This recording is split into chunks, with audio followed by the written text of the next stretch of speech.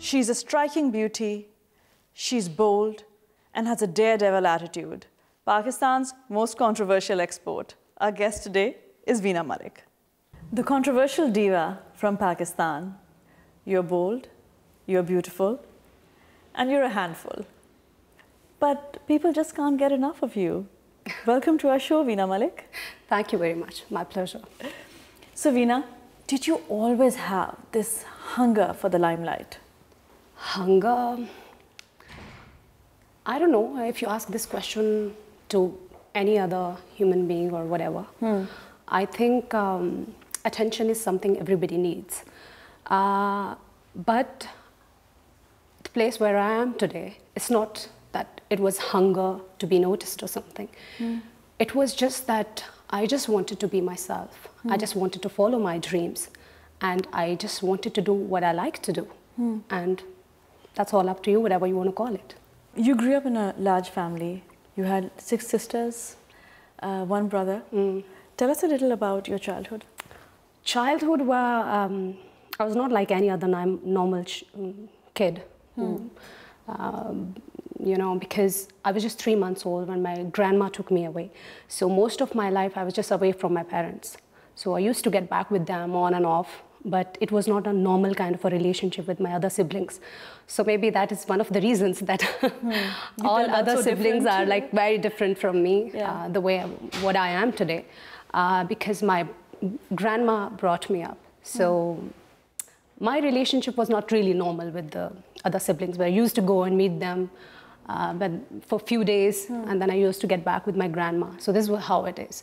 But altogether, when I was in my 7th standard, I moved back with my parents. That was pretty like, got some time to be with my sisters and brother. So that was the first time when actually the bonding among sisters and my brother, which became really strong. So did you feel some kind of rejection? Like, you know, when a child is very vulnerable. When you're 6 years old, 7 years old, you feel, okay, my parents, why am I with my grandmother? Why am I not with my parents? That's very natural, and it happens. I mean, if a kid who's like away and who's got a large family, like 5 sisters and a brother, and they live with the parents, and one kid who lives with the grandmother, it was pretty obvious that, yes, I mean, when I was a kid, all my cousins and friends, they used to go, why don't you live with your other sisters and brother? Are you the step? And I was like, I mean, like any other kid, yes, I used to feel very bad about it. I used to be like very angry at times, and it was a kind of emotional trauma which I've been through. But then your parents didn't want to take you back? Because they only took you back after your grandmother died.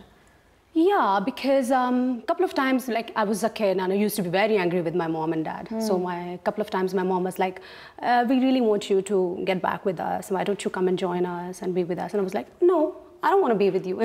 But when I grew up and all, then I shared the whole thing with my mom, that I used to be very angry. But then it's all right. I mean, in Pakistan and India, most of the kids, this is how they live. Sometimes the grandma took them away. Sometimes, you know, auntie or uncles, took you away. So this is what normally happens. But I think that's pretty unfair with the kids. But Veena, you were very rebellious. Out of all the siblings, compared to the siblings, your 2 sisters got married at 14. And I don't know if if you want to do something, if you stand up for your rights and you call it rebel or rebellion, then okay, I am. But there's nothing wrong with it. You had a mind of your own. I don't know, because see, my other 2 sisters, the elder sisters, they got married at the age of 14. That's so recently, young. Yeah, but they were pretty okay with that, because both my sisters, I still remember when they got married and I was a kid. So they had no objection and they had no issues with that. They were pretty okay with getting married at the age of 14. Recently, my youngest sister got married and she's just 16. But I asked her, are you happy getting married? And she was like, yeah, I'm okay, I want to get married. So probably this is how 99.9% of Pakistani women, maybe, if I'm not wrong, this is how it is in Pakistan. But I was the one child who stood up and I was like, my dad I was in my probably 8th, 9th standard when my dad was like, I want you to get married now because it's your turn, you're the 3rd child. And I was like, I stood up, that was the first time, and I was like, no, I don't think so that I want to get married. I think I'm really not ready to get married. And at that point of time, my father was like, okay, if you don't want to get married, you want to continue your studies and all. I was like, yeah, I don't want to get married. So he was okay with it? Not really okay. Of course, he was like, they kept on, he wanted me to, get married. And then it was like, why don't you get married? What are the issues and all? But I made it very, very clear that I don't want to get married. That was not easy. It was tough. But okay. Your family was somewhat conservative. Your father was in the army. How did they react when you first told them that you want to enter the film industry? See, my relationship with my dad has been like very, very strong. Though it was like unlike for any child in the house, like especially a girl, to stand up and say that I don't want to get married, I want to get into the show business and all. But my father was like, he was not that conservative, I would say, that he was just a bit apprehensive because I was a very promising kid in the school, and he was like, why don't you get into any other field like engineering, lawyer, because I wanted to become a lawyer initially. You would have made a really good lawyer. I've seen you argue your cases, by the way. Fighting my case. So my father was a bit apprehensive in the beginning, but then later on I made him realize and I made him believe that, look, that is something which I want to do, and I think I'm going to make it. And I think without my family's support, I would have never been able to make it. And I've made it only because my family was there by my side, my brother, my sisters, my mom and dad. When did you first realize that your beauty is a vital asset? I think when I was probably 13 or 14. What happened? It's not that, I believe in that I'm really beautiful. But I don't know. Some of the confidence does come. A girl feels confident when she feels beautiful. Any girl out there, any girl out there should believe in herself that, okay, she's pretty, she's beautiful, and she's confident. I think at the age of 13 or probably 14, when I was in my school and all, so it was a kind of co-education. There was boys out there and girls also. So, like, it happened various times where people, they tell me, oh, you're very attractive, and I was like, really? So for the first time, probably I would... Are you the prettiest amongst the sisters? No, I'm not. I'm really, really not, because my other sister's really, really pretty. I don't think so. Really? Yeah. But at 13, you knew?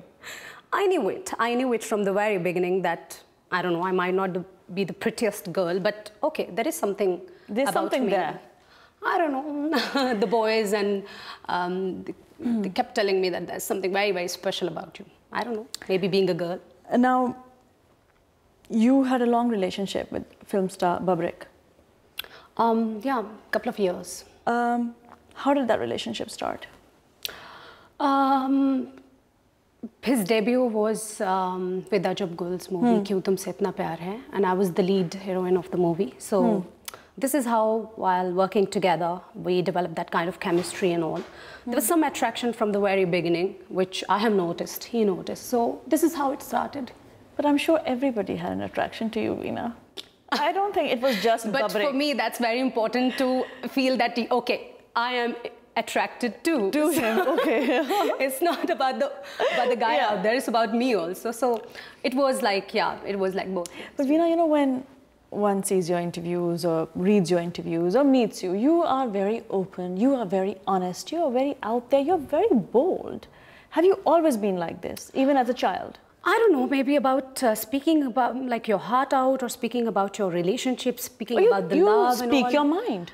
If you call it bold, I would say that every girl should be. I think you should talk about your beautiful experiences in life as far as you talk about the bad experiences in life. So when I was a kid, I used to share things with my grandma about my school and everything, what's going on. So when I then grew up, I used to share everything with my mother. That, Mom, there's this boy, and I think there's something between us and all. So I think it's good to be honest about things rather than, I don't know, that's what I believe in. Yeah. So you and Babrik were going to get married. Yeah, we were. What happened? We didn't get married. We know that. But why did you break up? You guys were so cute together. Oh, that's okay. But at the end of the day, like any other girl, I would definitely won't take it if a guy is cheating on me or something. The first and foremost thing for a girl would be like loyalty of a guy.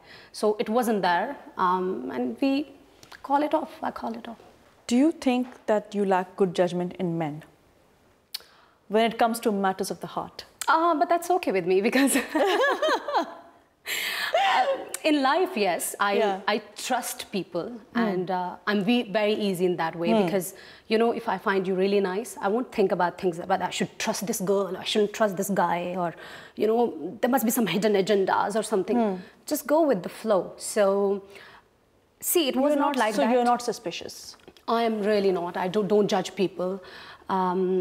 Initially, something happened. It was so natural. It was so beautiful. We both were so into it and we both were so involved in all. It's just that things didn't work and that's okay. Veena, we're going to go for a break and come back to you shortly. See you in a bit.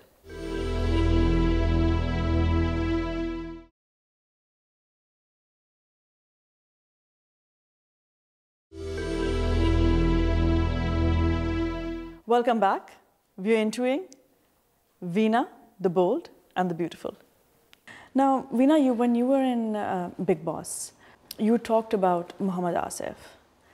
Now, what really, I think, shocked myself and a lot of people out there is you talked about him physically abusing you. You talked about him beating you black and blue. You are this strong, independent girl who speaks her mind. How did you allow this to happen to you? It happened a couple of times. I am strong. I am very, very strong. But at the same time, yes, I do cry a lot. Yes, that happened because, okay, I was in love with him. He was in love with me. Probably for him, that was something, he couldn't maybe take it that this girl is really strong or something. It's just that it happened a couple of times and probably one of the makeup artists was like actually a witness. So when this thing got leaked and people, they asked me about the whole thing, I was like, yeah, it happened. So it happens. No matter how strong, how many strong women out there in Pakistan don't get, you know, beaten up by their husbands or so? Do you think they don't? They do. It's okay, husbands or boyfriends or whatever. But should women accept it? Because, you know, you're an inspiration to so many young women. No, one should not. One should not. That's the whole idea, that we end up like the way it was. I think when they look at you, I think for a lot of young women, you're a symbol of courage. Yeah. You know, you have tenacity, you have courage, you're brave. They look at you and I think maybe some, despite the controversies or whatever, some even idolize you. Yeah, and they think, why did Veena Malik let herself be a victim of domestic violence? It happened just probably a couple of times. And then we broke up because I couldn't take it. And I made it very, very clear. But probably had the history of whatever, all this. And I made it very clear. I stood up and I was like, look, I'm not going to take this. I am not the one who's going to take this. So, because this goodbye. I'm not talking about a slap. This is about a guy who's pointing a gun at you, a guy who's beating you till you bleed, a guy who's disrespecting you in public. I mean, there are degrees of violence, and I think he surpassed all of them. Okay. And he got away with it. The thing is, he got away with it. Not really, because he lost me. I was so much in love with him. He was so much in love with me. And one thing, he was not ready to let me go and all. But that because of his behavior and all. And I was not happy with the whole thing. And I said, I'm not going to take it. So, yeah, it cost the whole thing, relationship and all. And I didn't take it. So we broke up. Do you think you should have reported to the police about? In Pakistan? Reported, go to police, hitting me. Okay, next. What are you talking? It's okay. I was the one who took the decision, and I said goodbye to him.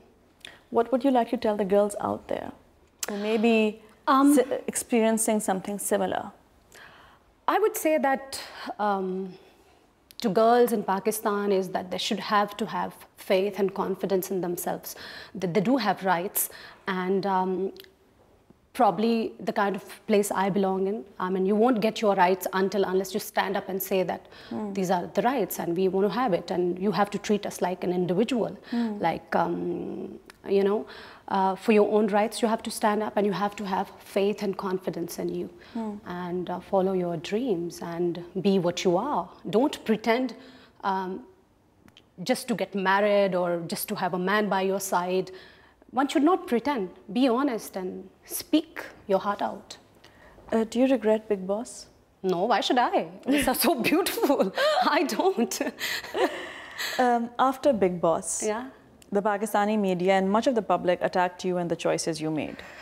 Did you ever imagine while you were inside that when you'll come out, you'll get this kind of backlash? Not really, not really. Why? Because when I was in the house, it was such a beautiful experience. That was the whole idea, that I loved the concept.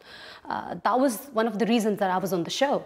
And I have thoroughly enjoyed. I had a blast there. The day I got out of the house, I was like, the first reaction came, you have got death threats and there are people after you. And I was like, what have I done? I haven't done anything like that.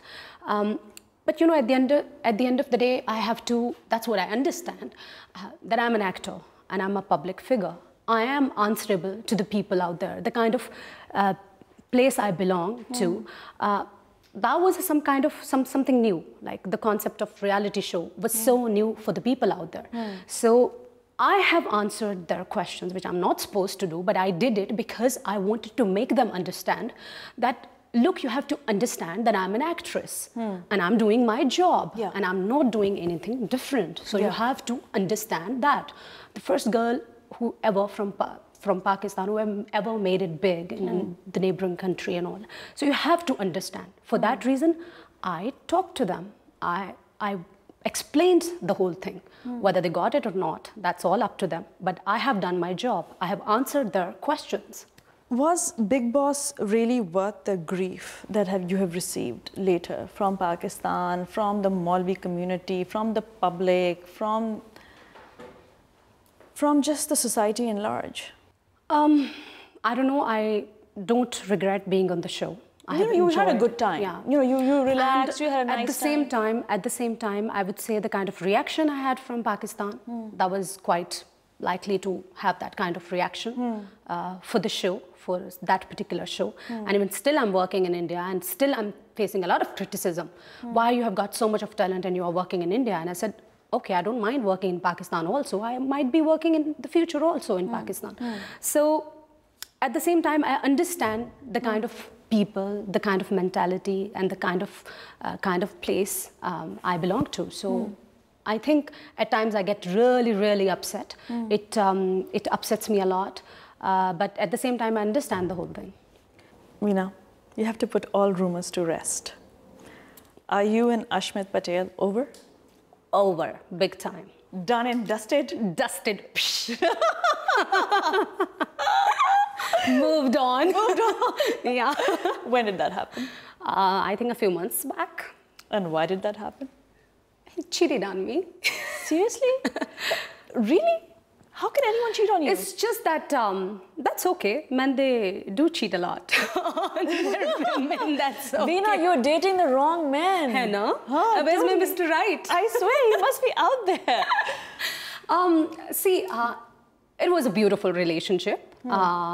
We were together. It was with the bestest friends we were.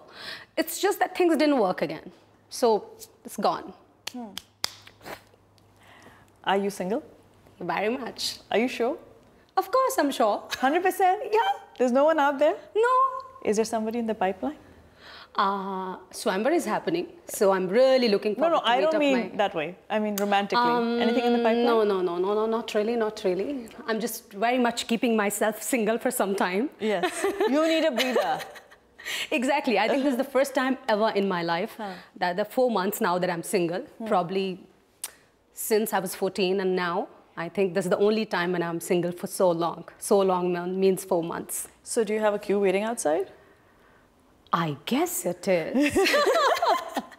Is it a long queue? Yeah, always been like that. Good for you. Yeah, I'm happy. Now, Veena, your recent FHM nude cover was by far your most controversial move. Your claim that you were not naked. You claim, sorry, that you were not naked. What really happened? It was neither a nude shoot nor topless. It was a very beautifully, aesthetically done shoot, which was like, I was wearing clothes. This was the kind of picture they put on the cover was not exactly the picture which we shot. And like when the cover was out, I was like, it was a big shock for me. But again, I'm over it. But what happened, i.e. you said that basically you were supposed to be covered in tattoos, right? Yeah, I was wearing clothes too. You were wearing a bikini. I was wearing a bikini, and the upper portion of my body was completely covered with the tattoos. And when the upper portion of the model is covered with any object, like probably any object, like cloth, body part or anything, you cannot call it a topless shoot. So it was neither a topless or a nude shoot. It's just that made it look like a nude shoot, but it wasn't. But your life, I mean, has been hell since then when it comes to media and press and further backlash from Pakistan. You're currently suing FHM. I sued them already. And what's happening now? It's happening. It's in the court already. The case is already in the court. They've done something like this before to some other model, wasn't it? They actually have done it, but the day we shot, I didn't know that till that time. But Veena, why didn't you sign a contract with them? See, you're an actor, you're a model. When you're a model, I mean, you do your job.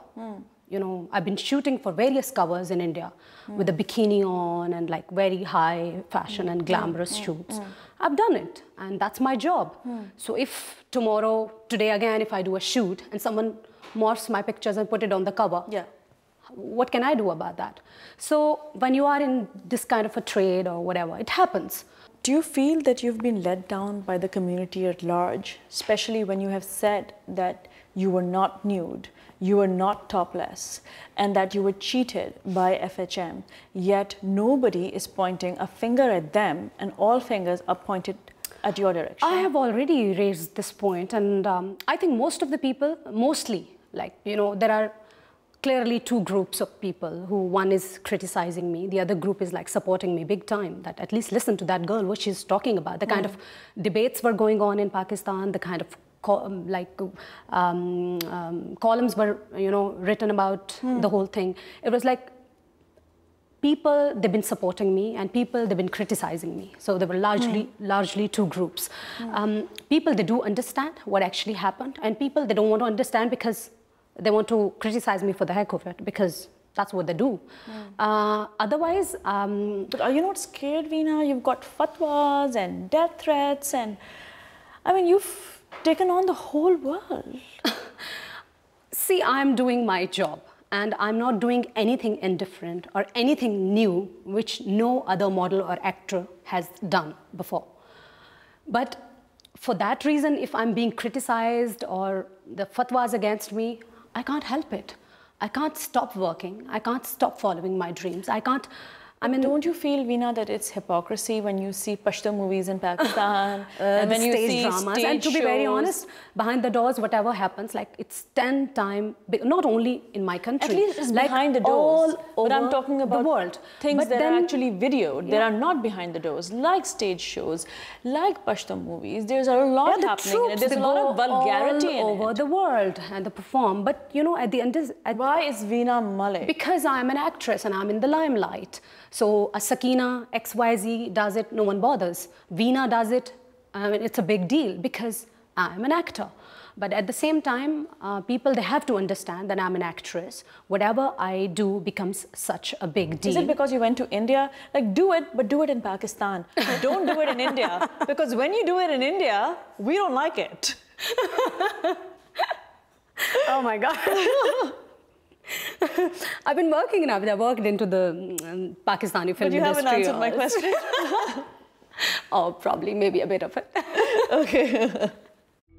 These two guys gonna make a toast of mine. I won't let this happen on a national television. But are death threats worth the price of fame? I can't die every day. The day I'll die, I'll die. But because there are lots of haters out there. But there are lots of haters, and at the same time, there's thousands of lovers.